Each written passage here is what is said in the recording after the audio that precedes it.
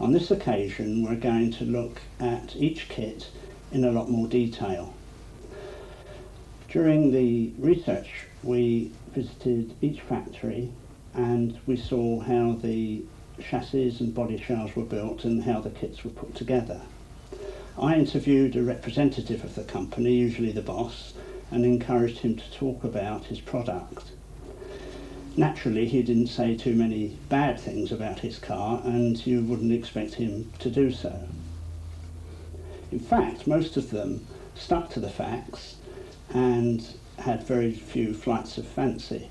One man consistently knocked the opposition. Where I disagree with what they say, I say so, and I also look at one or two points and comment on one or two bits of construction detail. Whilst I was doing this, you drove the cars. How did you go about measuring their performance? Well, Peter, I'm trying to make sure that I drove all of them in varying conditions, from motorway, on A roads, B roads, poor surfaces, and in town. Of course, the outright performance in terms of acceleration and top speed varied enormously because of the different engines fitted. So I won't dwell on that, because really with someone building a replica, that aspect will depend on the size and the state of the tune of the engine that is fitted to that particular car. What I was far more interested in was steering, braking, handling and ride, and I try to assess those things more particularly than just outright performance. Included in that would be the operation of the controls, clutch, brakes, whether everything was nicely balanced, whether the car was comfortable to drive, and generally speaking, it's also the build quality and the standard of finish. And finally, between us, we come to compare the cars, make some recommendations, and hopefully for someone seriously interested in the Cobra Replica, the recommendations we will make will help them answer the big question, is which one do I buy? So in the event, we visited 10 manufacturers and we tested their cars. We spoke to people that have built them, to owners, as well as to the manufacturers. So I think we've got a pretty good idea of the Cobra Replica market. So let's look at them.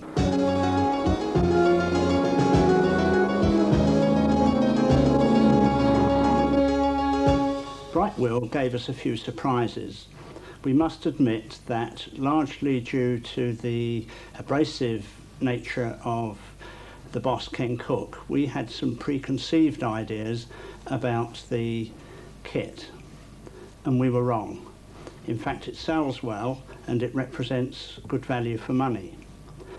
Brightwheel have been in the business now for about 5 years and they're well established. I don't think that they can match the market leaders in terms of the all-round service they offer, and sometimes their workshops are a bit chaotic. I had the feeling that they were running to keep up with the demands of the business and that maybe some of the detail stuff wouldn't get attended to. Whether or not you can do business with Brightwheel, I think depends upon your ability to look a bit farther than the end of your nose. For instance, the finished body shells and chassis that we saw sometimes had a bit of weld spatter on the chassis, and there was a few ragged edges around the body shells occasionally. But if you're able to look beyond that, beyond those surface imperfections, there was certainly nothing wrong with the strength or the integrity of the parts. The construction manual was extremely good. It had lots of diagrams and pictures, and there was plenty of text to tell you what to do. Sometimes the text was a little bit difficult to understand, but all the information was certainly there. I talked to Cobretti, who are the agents for Brightwheel, so obviously their views are partisan, but they say that the Brightwheel car was the easiest they've had to construct. The price of the basic kit is £1,850 plus VAT and consists of the usual chassis with all of the brackets and mounting points fitted, and the body shell with the internals bonded in and doors, boot and bonnet supplied. With a choice of Ford running gear or Jaguar running gear, you can choose where you're going to enter into the price bracket. Yes, it's a fact that's not generally recognised that Brightwheel do actually make now 4 different Cobra replica kits. We started off some years ago with just making a Granada-based Cobra replica, which was then expanded into what we now call a standard Jaguar kit. That was again expanded into the V12 version of that, which suits Jaguar V12 engines or big block American V8s. And now just recently we brought onto the market a very cheap Cobra replica, which is Cortina based. Right, that's good because it gives the customer a choice from one end of the market to a more economical build right up to the high performance version. We feel we've got something to suit everybody's pocket now. Right, that's good. This car we're looking at now is the Jaguar based one. Mm-hmm. And looking at the rear suspension, we've looked at a lot of Jaguar based kits and they all used shortened drive shafts. You in fact take a different approach to that. Yes, we've gone for a kit where they can fit everything off the Jaguar as standard. So in fact the customer can take that straight off a Jaguar, refurbish the parts and bolt it straight onto your kit.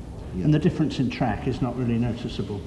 Well, a Jaguar standard track is only about 2 inches wider than the real Cobras were. That's only 1 inch each side, and that can be compensated by the dish on the wheels, the offset on the wheels. We have most of our dish on the inside, as opposed to the others that have it mostly on the inside and outside, and I don't think it makes an awful lot of difference. Right. Whilst we're just looking at this area, I see your fuel tank there is set well back from the back of the car. Yes, we think this is a good safety feature on our replica. It's in a very safe position there. This is designed here to crumple inwards from that point if the car is hit up the back. And of course the tank is away from impact zones and shouldn't rupture. Good. Can we have a look at the chassis now? I see it's all panelled, which is again a different approach, isn't it? We've done this deliberately because we feel it gives the centre of the car a lot more rigidity where it's needed, and also it's a safety aspect. You've got the added strength of steel panelling around the cockpit area, around you and around your feet, and you don't get this in any of the other replicas on the market. And it also enabled us, when we put this particular kit into the German authorities for their TUV approval tests, we feel that it helped us to pass those tests with flying colours, because they put the chassis on a machine which shake tests the chassis for the equivalent of 100,000 kilometres, and nothing broke on our kit. And I think the average kit buyer, when he's looking at building a car like this, feels a lot more safe in having all this extra strength in the cockpit area and around his feet. So the engine options you've got vary widely, but this car's fitted with a V12 engine, Jaguar V12. This is our top of the range kit, you might say, and is designed to take big block American V8s or these V12s. On the front suspension here, is that all standard?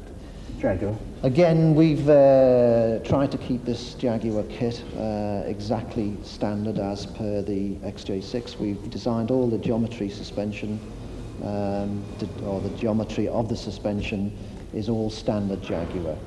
And we feel because of this, it makes for good road holding and simplicity. You don't have to alter anything. You don't have to cut anything down or shorten anything.